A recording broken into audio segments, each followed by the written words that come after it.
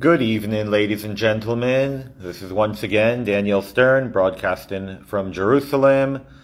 Before I go into something very interesting and juicy, I'll wait a moment or two for a few more people to join in. But in the meantime, I'll say that throughout the day there have been more missiles fired from Gaza, as well of which the majority were in the Gaza periphery up to Beersheba, but also at 9 p.m. there was a barrage of missiles to the center of the country, to the Tel Aviv area. Generally, the majority of missiles are shot down by the Iron Dome.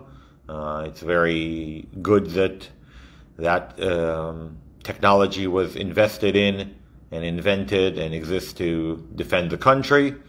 Unfortunately, it is a system that can be overwhelmed by quantity.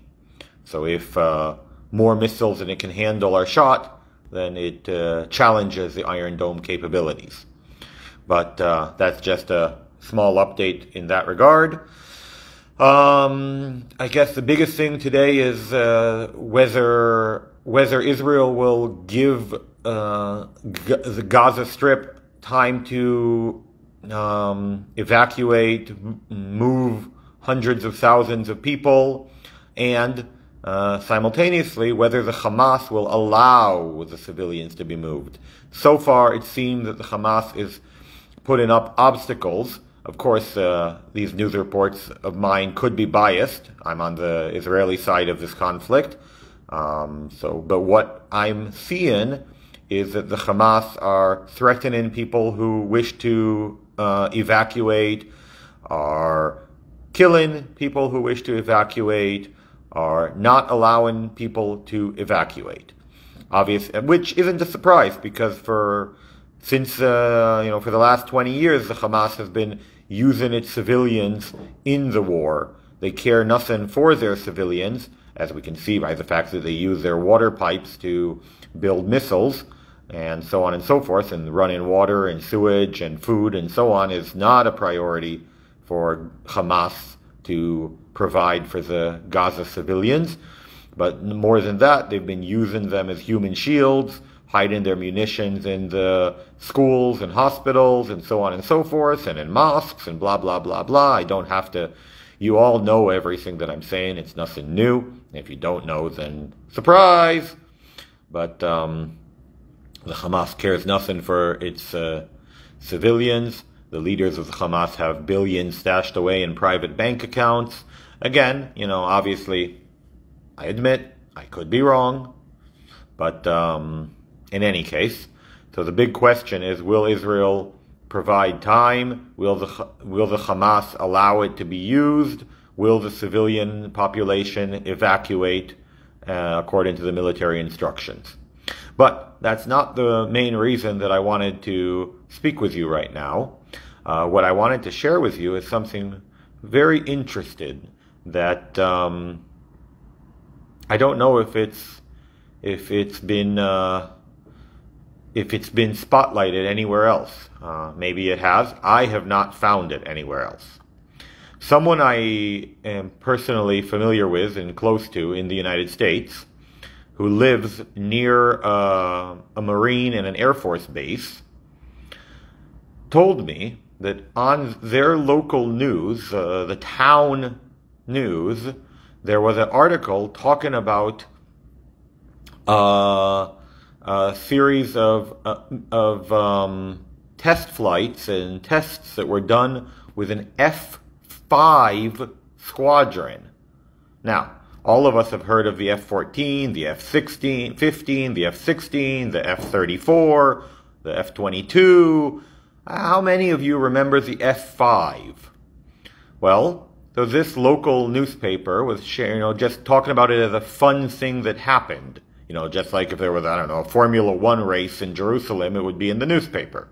So they were saying that there was drills and exercises with the F-5 squadron. Now, if you'll look up the F-5, because you're curious what it is, that is a plane that 4 aircrafts in the world have. The United States, China, North Korea, and Iran. And the last time that such a drill happened was in 1989. And at that time, at that air base, there were 200 Israeli Air Force personnel maintaining and working on those drills and those planes, which are drills to simulate air-to-air combat with enemy squadrons.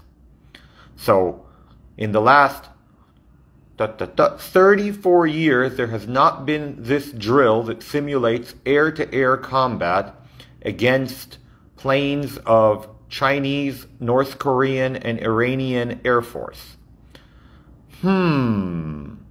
Usually, I'm not a big fan of sites like Debka and different conspiracy-related sites, but this one was just caught the attention of my acquaintance, who's very, very close. I've known said person for decades, and I thought it was very interesting. For the first time in 34 years, training drills of air-to-air combat against probably Iranian forces happened. And the last time it happened, there were 200 Israeli Air Force people living at that base. Anyways, just thought I'd share that little tidbit that came together due to a local newspaper's report. Not international, not national. There you go. Have a pleasant evening, and I will see you all tomorrow and hope to get out a video much sooner than I did at 4 p.m. today. God bless you all. Have a wonderful week. Stand with Israel. Pray for Israel. Pray for the IDF. Pray for the captive hostages. Oh. Be careful of fake news. This morning, there was a report in an article that I won't mention, in a news outlet that I won't mention because we don't need to shame people, that said that Israel had recovered 250 hostages alive that were taken from the Sufa military outpost. And someone asked me, they shared with me the article, and asked me, is this real? And I said to them, no. I didn't even look at the article. Do you want to know why? Because if it had happened, it would be plastered across every news website in the world. Just like if, God forbid, or maybe not, Israel were to use an atomic bomb on the Gaza Strip, that would be plastered on every news website in the world. If Israel had rescued 250 hostages, every news site in the world would be sharing it, and that wasn't the case. Additionally,